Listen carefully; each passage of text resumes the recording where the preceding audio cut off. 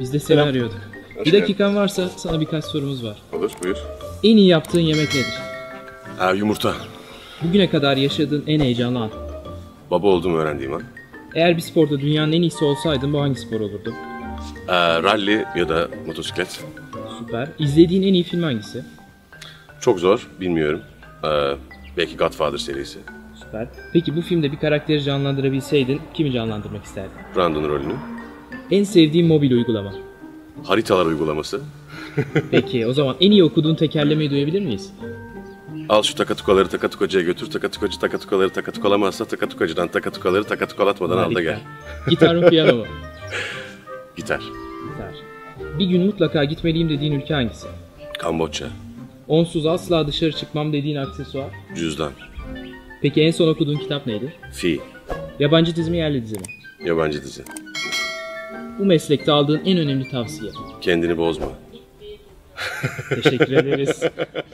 Peki, harika bir dizi ve her hafta reyting rekorları kıran bir dizi. Ne kadar oldu dizi başı? 2. sezonu mudur bu? 2. sezonu ama geçen yıl Ocak ayında başlamıştık. Evet. Yani daha önce başlayacaktık ama problemler oldu, rüzgar, hava şartları bunlar bizi etkiledi. Şimdi 37. bölümü yayınladık. Evet. Ama biz 40'ı çekiyoruz, 41'i Birinci çekiyoruz. sezonda Haçlıları hallettiniz. Şimdi Moğol derdi Şimdi var. Moğollara Onlarla geldik. Aynen. babayla uğraşıyorsunuz yani. Bu yıl Barış'la uğraşıyoruz. Evet. Enteresan bir şey değil mi? Moğol yani bir Moğol karakteri oynuyorsun. Kötü de bir karakter yaptıkları itibariyle ama bela bir durum var ama senin karakterin bir sevildi de yani hani bir şey yazan da yok böyle karakterle ilgili. Evet, sevildi. Korkularından yazamıyor. Korkudan da yazıyor böyle. Ya bu kötü karakterin sevilmesi iyi bir şey mi?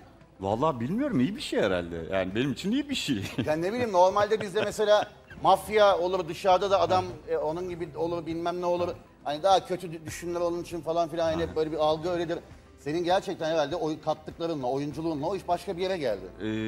Bilemiyorum, ben oynamaktan çok keyif alıyorum. Çok sevdiğim bir rol. Seyirci de çok sevdi. Bakalım, bilmiyorum. Diriliş Ertuğrul'u izliyor musunuz arkadaşlar? Evet.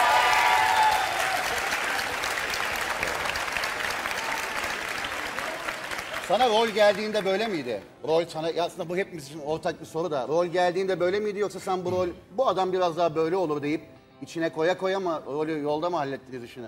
Vallahi ilk işte görüşmeye çağrıldım ben. Ondan sonra bu sezon Moğol istilası olduğunu öğrendim. Dedim ki tamam, ben yani Moğol talibim. Olur. İşte çalışmalar başladı Temmuz'un 10'u gibi. Yaklaşık 2 ay falan bir eğitime girdik. Orada işte her gün sabah 8'de 9'da çiftliğe gidildi.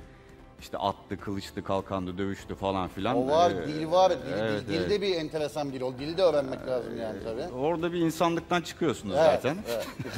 Rol de kendi kendine geldi böyle. Geldi. Aslında çok da üretken rol yani. Dişi bir rol yani böyle. Çok güzel bir rol. Oynaması çok keyifli bir rol. Evet.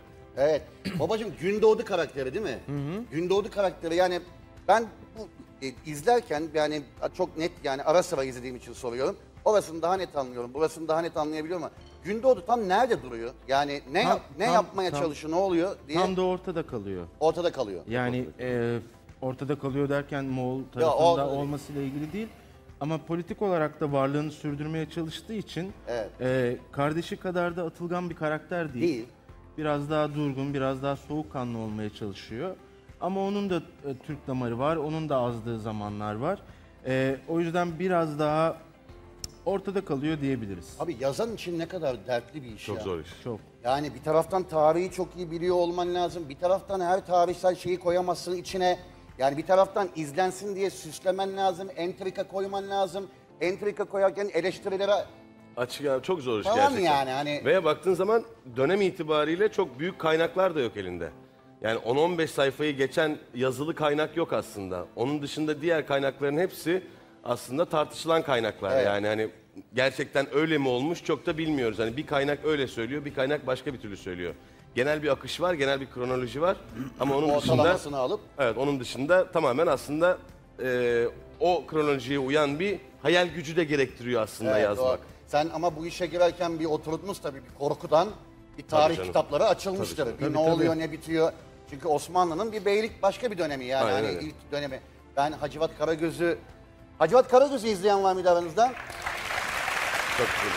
Evet. bir kısmını ayıp olmasın diye alkışlıyorlar diye kabul etsek bir kısım şeydir yani. Kabul. Ben çok severim o işi. Hacı Bende Ahmet çok Bey ayrı bir yeri Aynen. vardır o işin. Bence de güzel iş. Çok güzel bir işti. Gerçekten izlemeyen varsa DVD'sini falan bulursanız alın izleyin. Gerçekten çok yani Ezel Akay'ın önemli işlerinden bir tanesi de ama ya bir taraftan da çok keyifli yani tarih dizisi işine yani bir Kesinlikle. heyecanlanır insan teklif geldiğinde.